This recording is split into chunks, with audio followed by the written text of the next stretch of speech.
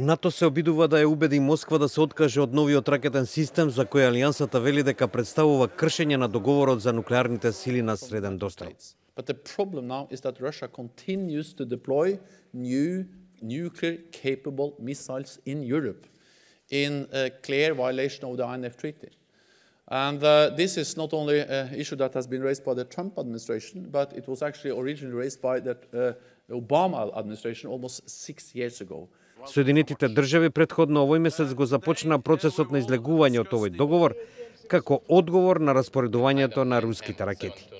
Повлекувањето на Соединетите држави ќе стапи во сила во август, давајќи 6-месечен период за спасување на договорот, но малкумина очекуваат тоа да се случи. Столтенберг смета дека НАТО мора да се подготви за иднина со повеќе ракети. Колапсот на договорот од 1987 година, кој ги забранува ракетните проектили со дострел од 500 до 5.500 километри, предизвика страв од нова трка во вооружување во Европа. Но Столтенберг рече дека НАТО нема намера да распореди нови системи во Европа. Тој додаде дека новите руски проектили се само последниот пример за се посилната позиција на Москва.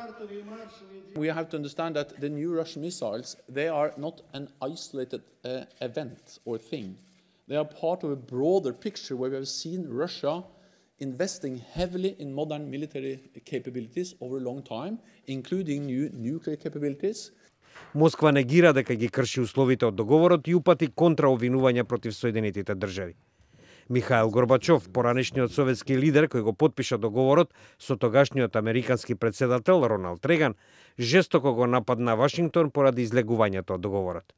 Тој во колумна објавена во рускиот вестник Ведомости ги обвини Соединетите држави дека го напуштиле договорот за да се ослободат од какви било ограничувања во сферата на вооружувањето со цел да добијат апсолутна воена супериорност.